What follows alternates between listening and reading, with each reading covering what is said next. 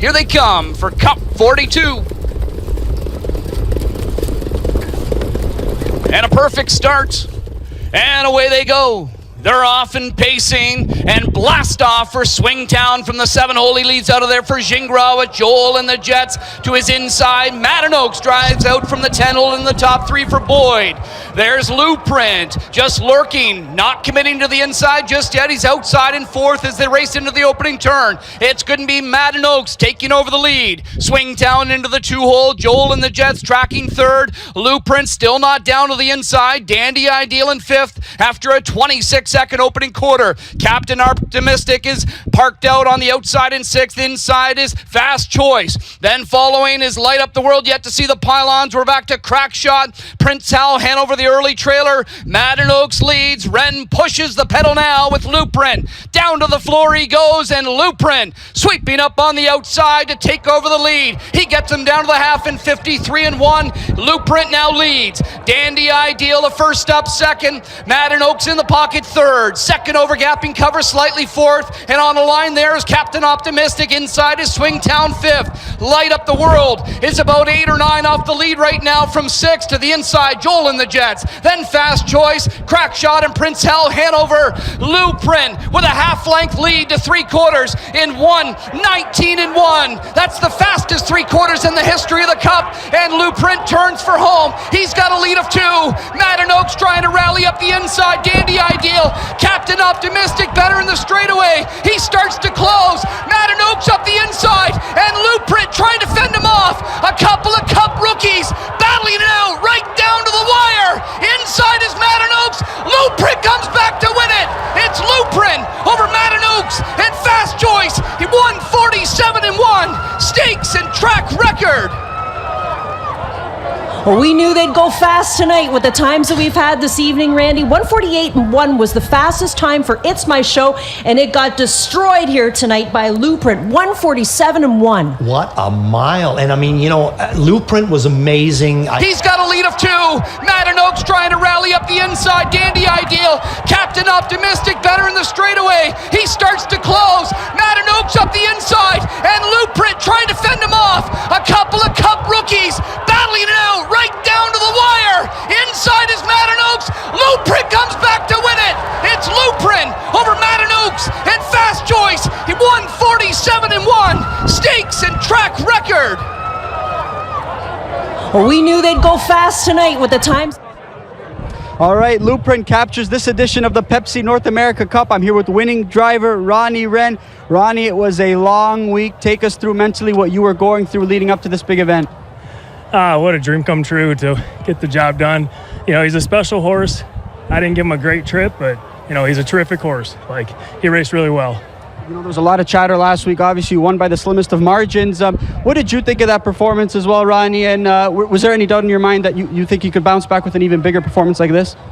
Last week, he was really good. He went easy even though it was close. David did surprise me late to be able to back out and have pace like that finishing. But I'm just really happy with the horse. Talk about tonight, though. Obviously, you get away 4th. They're going quick panels, and you power move to the lead. Fastest 3/4 pace in this North America Cup. Were you confident you'd have enough left in the stretch? Well, he's like I said, he's a terrific horse, and he showed it tonight. It wasn't ideal to go that fast the 3/4, but that's the card I was dealt. Obviously, when you think about your roots, where you came from, and just how your journey has kind of progressed here, Ronnie, can you even put it into words about this moment? No, I feel like I'm dreaming right now. And it's just really special. My mom's at home. I love you. We did it. And, obviously it's been a tough year, though, Ronnie.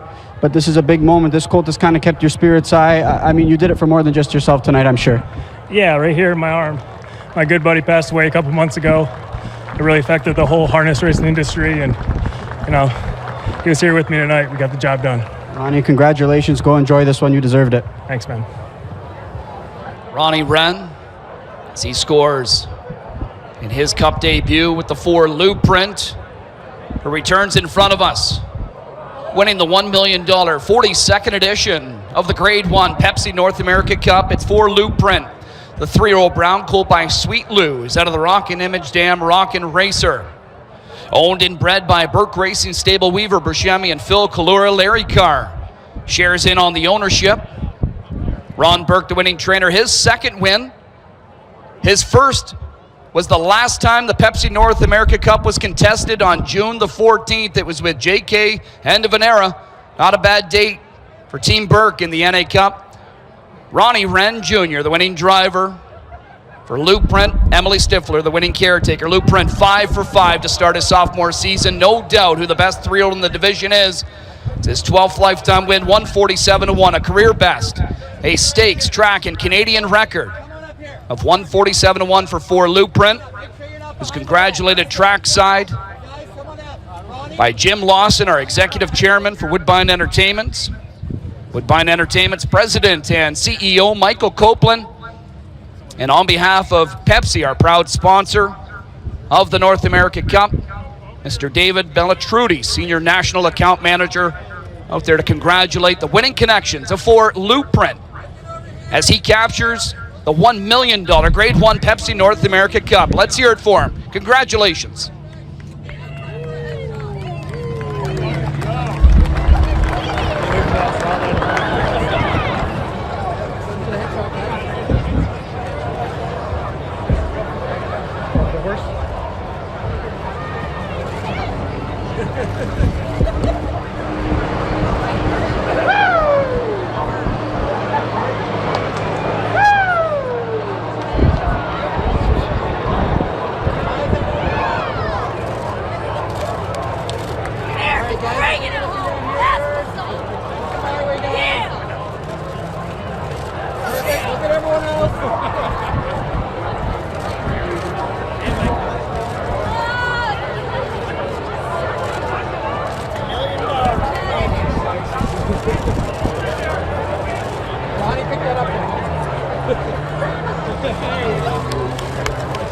Awesome job, Ronnie!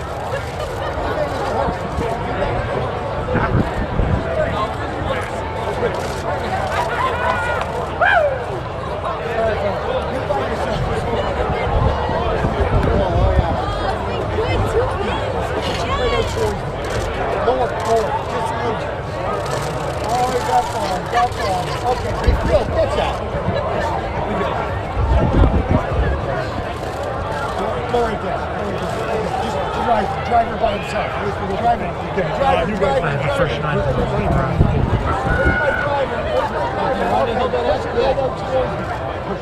Louprint captures the 42nd edition of the Pepsi North America Cup. I'm here with winning co-owner and breeder Ronnie Burke and trainer as well. Ronnie, I mean, talk me through your week and what was your nerves going into this race tonight? It was funny, like he didn't even have the best week, like he was coughing a couple times. I think that smog actually last week might have affected him a little bit. And finally, yesterday I felt like, yeah, everything's back to normal. We're ready to go. And tonight, he was ready. I knew he was good and he was ready to go. And, Ronnie was worried that he had raced him too hard. But, when you think you have the best colt, you put him on the front at some point and let him come get him. So, I'm awful proud of him. He raced hard, but, I have all the faith in the world in this colt. Given the way the mile kind of shaked out, how important were those victories that we spoke of earlier on, the measured victories, the easy trips? How important was it going into a race like this, given his performance tonight? No, that's what we knew we needed tonight. We're going to have to throw down and we're going to have to race. There was going to be no earplugs grabbing him at the wire. It was going to be full out. So, he's a great horse. He's, flawless gated. He's just, he's actually an improvement, I think, on his sire, which I didn't think I would ever say. You had horses coming from the inside at the top of the lane. You had horses coming from the outside. How impressed were you with the way he fought on and just kept moving forward? I never lost faith. I thought he was a winner from the top of the lane down. Like, he just digs. He knows how to win. If you look at his career, if he's in the front, he's very hard to get around. Just talk about the way your relationship with Ronnie Wren. Obviously, you got a chance to drive for you a few years ago. For this moment, for him, it's a big moment. Obviously, you could let other guys also sit behind some of these talented colts, but your confidence in him never wavered. Just talk about that. Yeah, no, there's no moment too big for Ronnie. He's, mentally, he's very sharp. He doesn't get, I get more excited, I think, before the races than he did, and I've been in all these races, so it's not a question of that. The kid's a great driver, and he's, going to get more opportunities from me and other people. So, I have great drivers that drive for me, and he's just another one.